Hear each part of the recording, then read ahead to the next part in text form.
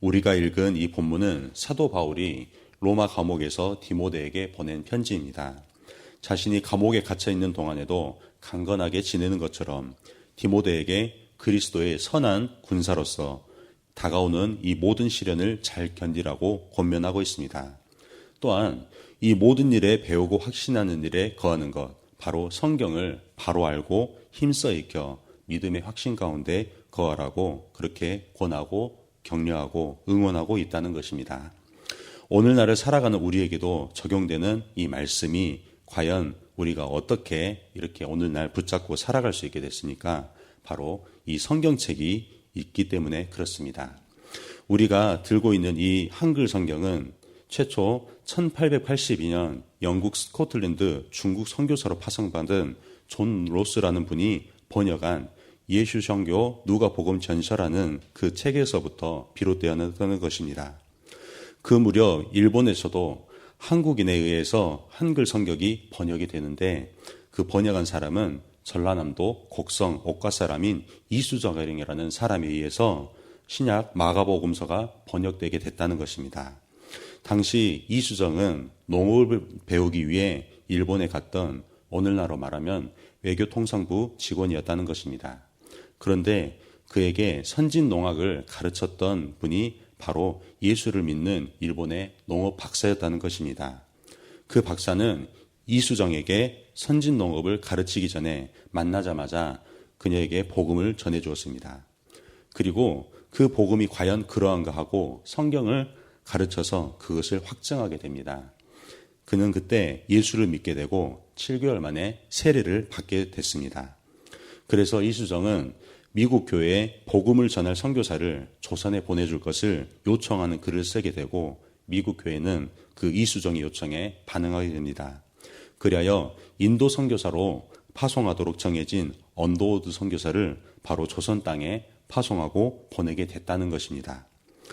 조선 땅에 1885년 4월 15일 부활절 아침에 인천 땅을 통해서 조선 땅에 언더우드 선교사님이 오게 됩니다. 그의 품에는 2권의 책이 있었습니다. 한 권은 영어로 된 성경책이고 또 하나는 바로 이수정이 번역한 한글 성경책이었다고 하는 것입니다. 그 이후 연이어서 한국에 들어온 선교사님들은 존 로스의 한글 성경과 이수정의 한글 성경을 참고하여 신구약 전체 성경을 바로 번역하게 됩니다. 그때가 놀랍게도 1910년입니다. 1910년이 우리나라에게 있어서 어떤 일이 일어난 해인 줄 여러분은 잘 아실 겁니다. 바로 경술년 경술국치의 해라는 것입니다. 일본에게 완전히 나라를 빼앗긴 처참한 해였다는 것입니다. 그런데 그때 하나님은 조선인이라면 누구나 읽을 수 있도록 순조선말 94만 여자로 쓰여진 온전한 신구약 성경을 완간하게 한 것입니다.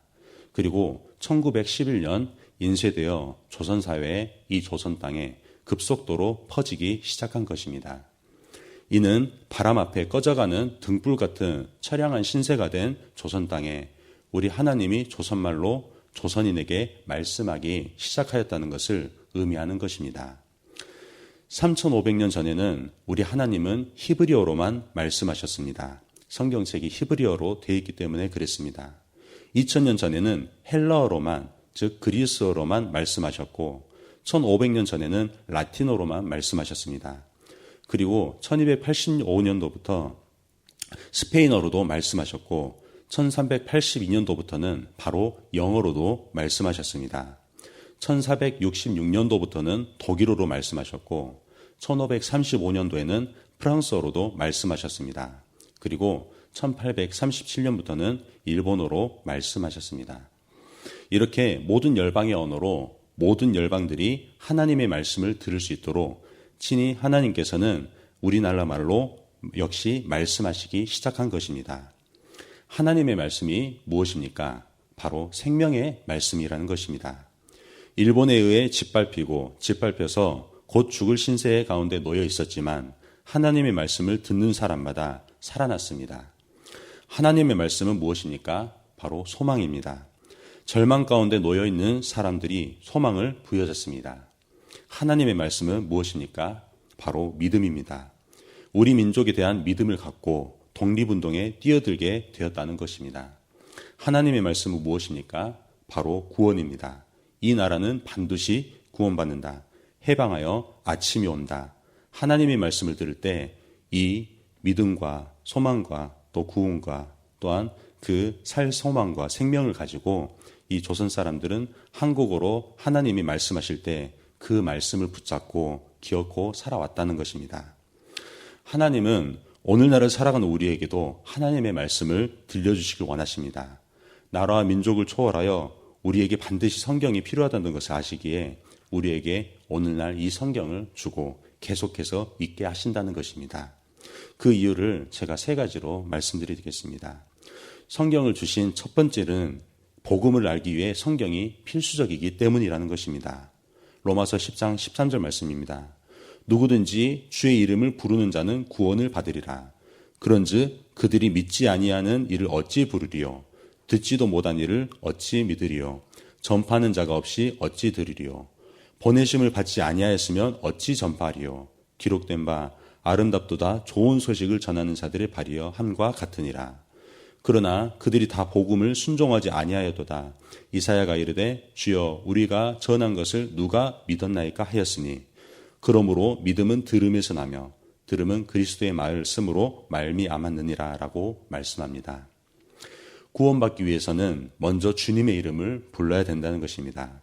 그리고 주님을 나의 구주 예수 그리스도 주님이라고 부르려면 예수님을 믿어야만 가능하다는 것입니다. 이 예수님을 믿으려면 그리스도에 대해 곧 복음을 들어야 하는데 이 복음을 들으려면 누군가가 복음을 반드시 이야기해 줘야 된다고 하는 것입니다. 복음은 그리스도의 말씀, 곧 성경이라고 하는 것입니다. 이 성경을 통하지 않고는 복음을 알 수가 없고 믿을 수도 없습니다. 이처럼 성경이 명확히 강조하는 것은 성경에서 알려주는 예수 그리스도에 대한 그 복음이 선포될 때 구원이 사람들에게 이른다는 것을 말씀하고 있습니다. 오늘 본문 15절입니다. 또 어려서부터 성경을 알았나니 성경은 능히 너로 하여금 그리스도 예수 안에 있는 믿음으로 말미암아 구원에 이르는 지혜가 있게 하느니라 라고 말씀합니다. 그러므로 성경 읽기를 멈춘다는 것은 구원도 멈춘다는 것입니다. 구원의 강물이 멈춤 없이 흘러가는 곳마다 성경 읽기가 멈추지 않는다는 것을 이야기하고 있습니다. 두 번째입니다. 성경은 영적인 삶을 유지하는 데 필수적이기 때문에 하나님께서 우리에게 말씀을 주셨습니다. 마태복음 4장에서 보면 마귀는 배고픈 예수님께 돌로 떡을 만들어 먹음으로써 하나님의 자녀라는 것을 입증하라고 시험합니다. 그때 예수님께서는 신명기 8장 3절의 말씀으로 마귀의 시험을 이기셨습니다. 마태복음 4장 4절 말씀입니다. 예수께서 대답하여 이르시되 기록되었으되 사람이 떡으로만 살 것이 아니요 하나님의 입으로부터 나오는 모든 말씀으로 살 것이라 하였느니라 하시니라고 말씀합니다. 예수께서는 우리의 육체가 음식을 먹음으로 유지되듯이 우리의 영적인 삶은 하나님의 말씀을 먹음으로 확인되며 유지된다고 말씀하셨습니다. 우리는 육체의 음식을 무시함으로 몸의 건강을 해치는 그런 것과 같이 규칙적으로 하나님의 말씀을 먹는 것을 무시하면 우리 영혼의 건강을 해친다는 것을 알아야 한다는 것입니다. 그러므로 성경은 영적인 삶의 유지와 그리스도인의 삶의 성장을 위해 필수적입니다. 오늘 본문 16절을 쉬운 성경으로 제가 읽겠습니다. 모든 성경 말씀은 하나님께서 감동을 주셔서 기록되었기 때문에 진리를 가르쳐주며 삶 가운데 무엇이 잘못되었는지 알게 해줍니다. 또한 그 잘못을 바르게 잡아주고 의롭게 사는 법을 가르쳐줍니다. 말씀을 통해 하나님을 바르게 섬기는 자로 준비하게 되고 모든 좋은 일을 할 수 있는 사람으로 자라게 됩니다. 라고 우리에게 말씀하고 계십니다. 마지막으로 세 번째입니다. 성경은 하나님의 뜻을 확실히 알기 위해 필수적이라는 것입니다. 우리는 하나님의 뜻을 알기 원합니다. 그래서 다양한 방법을 동원합니다. 꿈이나 다른 이들의 조언, 성령의 내적 증언이나 변하는 환경과 지식과 생각, 추론, 느낌, 상식과 같은 다양한 방법을 통해 하나님의 뜻을 알기를 원합니다. 그러나 이와 같은 방법은 하나님의 뜻을 짐작할 수는 있겠지만 확신할 수는 없다는 것입니다. 오직 확신할 수 있는 것은 성경 말씀뿐입니다. 신명기 29장 29절 말씀 세번역 성경으로 읽겠습니다. 이 세상에는 주 우리의 하나님이 숨기시기 때문에 알 수 없는 일도 많습니다. 그것은 주님의 것입니다. 그러나 하나님은 그의 뜻이 담긴 율법을 밝히 나타내 주셨으니 이것은 우리의 것입니다. 우리와 우리의 자손은 길이길이 이 율법의 모든 말씀에 순종해야 합니다. 라고 나와 있습니다. 구약의 모세 시대에도 그렇듯이 신약을 살아가는 지금 우리에게도 마찬가지입니다. 하나님은 우리에게 성경 말씀으로 자신의 뜻을 알려주십니다. 또한 하나님의 뜻에 대한 확실한 지식을 갖고자 한다면 우리는 성경 말씀을 읽고 들음으로 하나님의 뜻을 이렇게 바르게 얻을 수 있다고 하는 것을 이야기하고 있습니다. 성경에서 말하는 하나님의 뜻은 상황별로 다르지 않습니다. 모든 상황에서 일관성이 있는 말씀이라는 것입니다. 데살로니가전서 5장 16절 말씀을 제가 읽겠습니다. 항상 기뻐하라, 쉬지 말고 기도하라, 범사에 감사하라. 이는 그리스도 예수 안에서 너희를 향하신 하나님의 뜻이니라 라고 말씀합니다. 에베소서 5장 15절 말씀입니다. 그런즉 너희가 어떻게 행할지를 자세히 주의하여 지혜 없는 자같이 하지 말고 오직 지혜 있는 자같이 하여 세월을 아끼라 때가 악하니라. 그러므로 어리석은 자가 되지 말고 오직 주의 뜻이 무엇인가 이해하라. 술 취하지 말라. 이는 방탕한 것이니 오직 성령으로 충만함을 받으니라 라고 말씀합니다. 마지막으로 요한복음 6장 39절 말씀입니다. 나를 보내신 이의 뜻은 내게 주신 자 중에 내가 하나도 잃어버리지 아니하고 마지막 날에 다시 살리는 이것이니라. 내 아버지의 뜻은 아들을 보고 믿는 자마다 영생을 얻는 이것이니 마지막 날에 내가 이를 다시 살리리니라 하시니라 라고 말씀한다는 것입니다. 이처럼 하나님께서 성경을 인간에게 주신 목적은 바로 하나님이 누구이신지 알려주시기 위해서라는 것입니다. 역사적으로 불변하고 완전하고 사실인 성경을 통해 우리는 하나님이 이런 분이시고 또 이렇게 일하시는 분이시라는 것을 우리가 알고 있기 때문입니다. 그리고 또한 그 사실을 통해 현재 내가 살아가고 있는 이 삶에 이렇게 역사하시는 분이라는 것을 우리가 알 수 있다는 것입니다. 또한 성경을 통해 우리를 향하신 하나님의 뜻과 계획을 알 수 있다는 것입니다. 하나님께서는 우리에게 성경 말씀으로 이처럼 자신의 뜻을 알려주셨습니다. 따라서 하나님의 뜻에 대한 확실한 지식을 갖고자 한다면 우리는 성경 말씀을 읽고 들음으로써 계속해서 배우는 가운데 또 말씀을 계속해서 묵상하고 살아가는 가운데 거해야 된다는 것입니다. 그러므로 이 성경을 읽은 우리는 이렇게 하나님께 고백할 수 있겠습니다. 주께서 나에게 주신 말씀대로 살기로 작정했습니다. 주님, 제가 이렇게 살도록 오늘도 저에게 은혜를 주십시오. 이 은혜 가운데 내가 살아가는 동안에 말씀 가운데 거하는 동안에 흔들림 없는 이 믿음을 나뿐만 아니라 다른 사람들에게도 권하며 그 말씀을 읽게 하는 데까지 나아가게 해달라고 우리가 기도할 수 있다는 것입니다. 오늘 하루를 살아가실 때 성경을 읽을 때마다 이처럼 고백하고 여러분의 삶에 이 성경과 손잡고 인생을 살아가는 멋진 동행이 있으시기를 주님의 이름으로 축원합니다. 아멘. 우리 함께 기도하시겠습니다.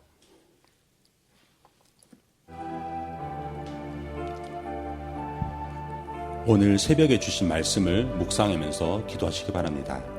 성도님들의 가정과 직장을 위해서 기도할 때 부부관계와 부모관계와 자녀관계 그리고 일가 친척들을 위해서도 기도하시기 바랍니다.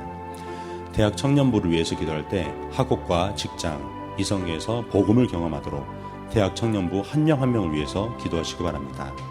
수험생들을 위해서도 기도하시기 바라며 양육과정을 위해서도 기도할 때 샤인코스의 게스트와 섬김이들, 말씀 전하는 목사님을 위해서도 기도하시기 바랍니다. 예배 하경삶이 오늘 저녁 7시 30분 형제사랑방에서 있습니다. 오교 합심기도회를 위해서 기도할 때 교회와 성도들을 위해 기도하며 문제보다 크신 주님께 집중하도록 기도하시기 바랍니다. 담임 목사님의 건강과 성령 충만, 사모님과 자녀들을 위해서 기도할 때 성령님의 인도하심을 따라 하나님께서 주신 말씀이 주인되어 교회를 이끄시게 해달라고 기도하시기 바랍니다. 대통령과 나라와 민족을 위해서 해외 선교하시는 조학현 선교사님 캄보디아에서 사역하십니다.